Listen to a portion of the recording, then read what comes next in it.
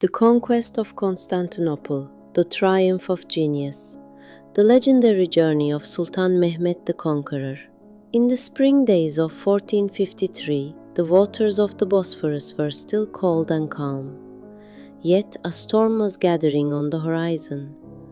A young sultan, only 21 years old, Sultan Mehmed the Conqueror, stood at the head of his army before the walls of Constantinople. In his eyes burned the fire he had carried since childhood. Either I take it, or it takes me. These words were not merely a claim, they were the declaration of destiny. Sultan Mehmed the Conqueror was the architect of one of history's greatest conquests. His genius was forged not only with the sword, but with science, engineering, strategy, and even psychological warfare. This story recounts his preparations before the conquest of Constantinople, his magnificent tactics during the siege, and how he breathed new life into the city afterward. It is the tale of a young ruler who breached the world's most formidable walls, bringing the Middle Ages to an end and ushering in the modern era. Mehmed's childhood and youth, the birth of a genius. Mehmed was born on March 30th, 1432, in Edirne Palace. His father was Sultan Murad II, his mother Hüma Hatun, a former concubine who had become one of the Sultan's most beloved women.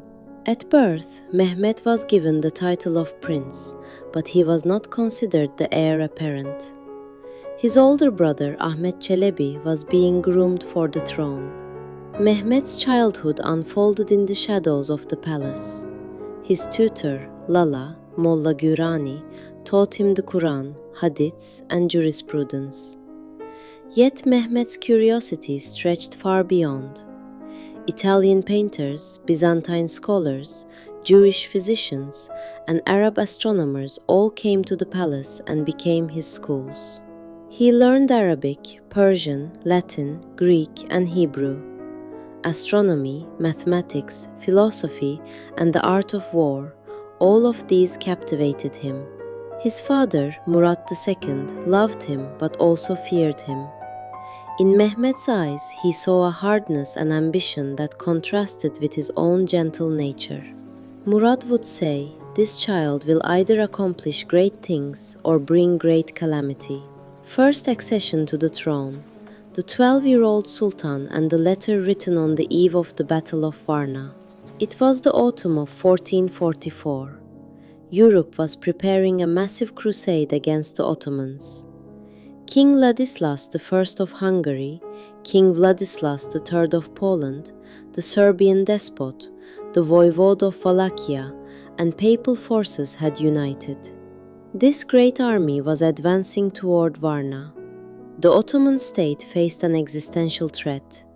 Sultan Murad II had left Edirne to gather his forces in Anatolia, leaving his son Mehmed, then 12 years old, on the throne in Edirne. The young sultan tried to manage state affairs, but the janissaries and some viziers grumbled. The sultan is a child, the state is too great. At that very moment, news arrived that the Crusader army was approaching Varna. The Ottoman army was gathering in Anatolia under Murad's command. Meanwhile, the janissaries in Edirne were on the verge of revolt. Chandarlı Halil Pasha seized the crisis as an opportunity to recall Murad II. It was in this critical moment, on the very eve of the Battle of Varna, that the 12-year-old Fatih Sultan Mehmet wrote his famous letter to his father. The letter was composed in the days when the Ottoman state faced its greatest danger. The full text of the letter read, "My father Sultan, you entrusted the throne to me and I became Sultan. If I am truly the Sultan, I command you, take command of the army.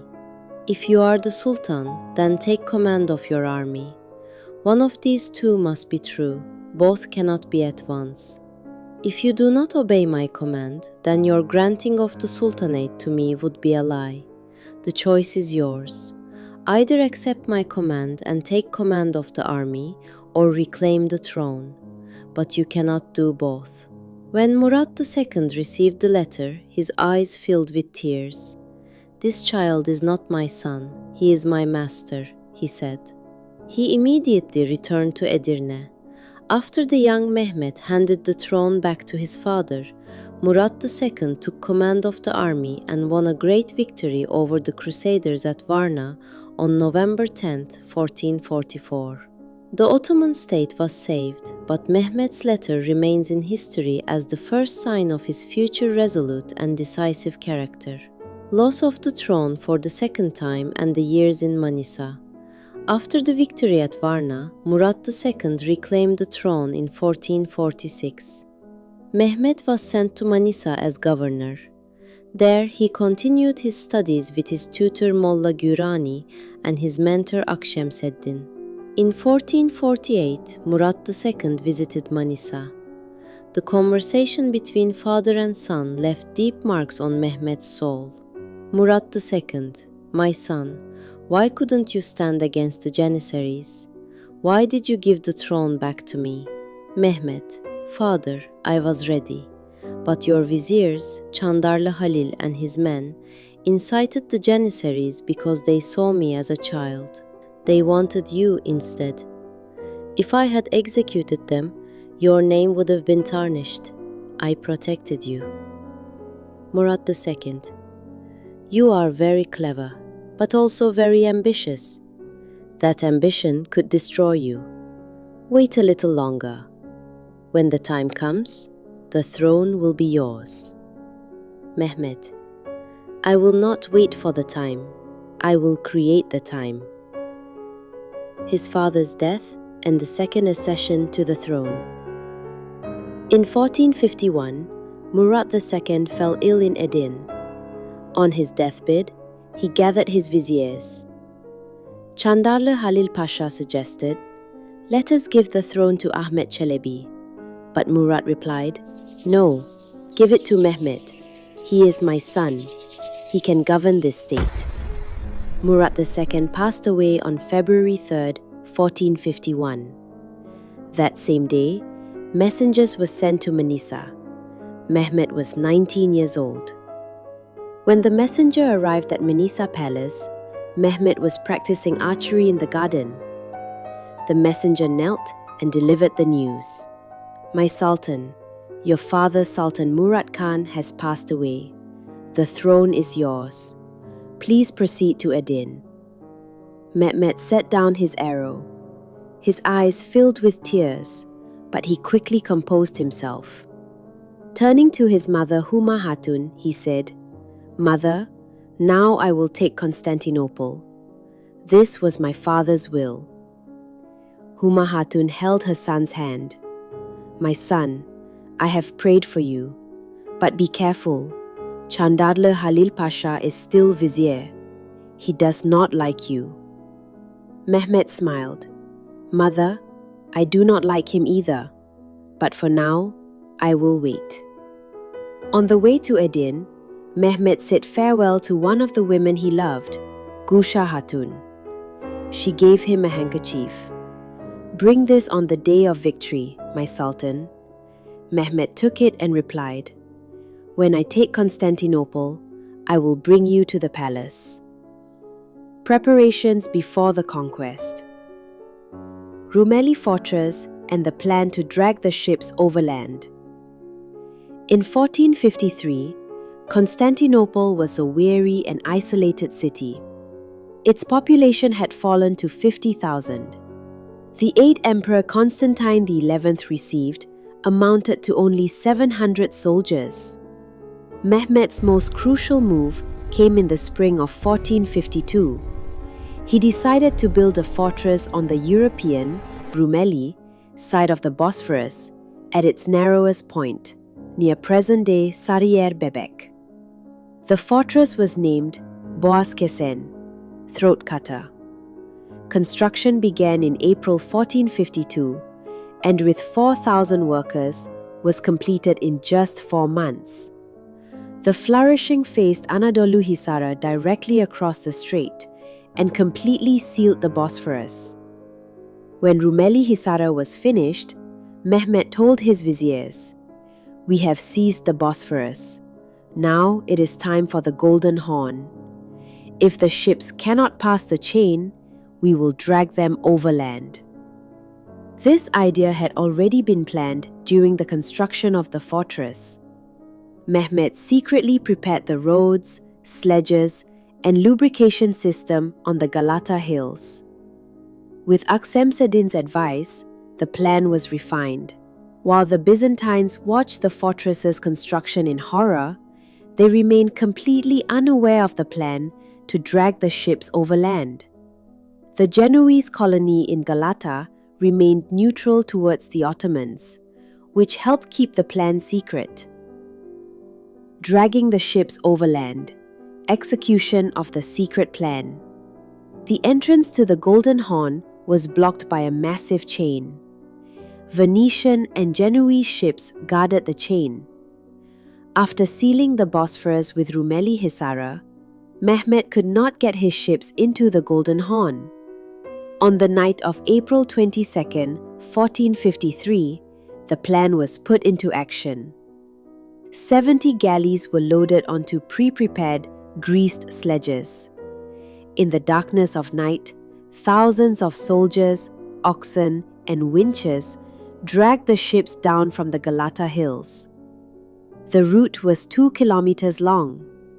The operation was carried out so quietly and swiftly that, when the Byzantines looked out at the Golden Horn in the morning, they saw Ottoman flags flying. They were stunned. Emperor Constantine XI cried out, "How is this possible? God has abandoned us."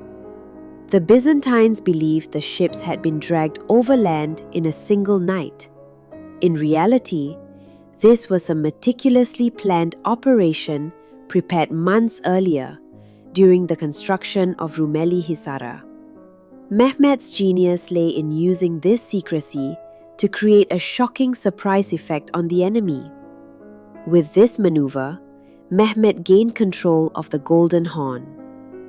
Now Constantinople's rear was exposed. The Conquest, 53 days of struggle. The siege began on April 6. Urban's massive cannons bombarded the walls. The ships had been dragged overland. Tunnels were dug.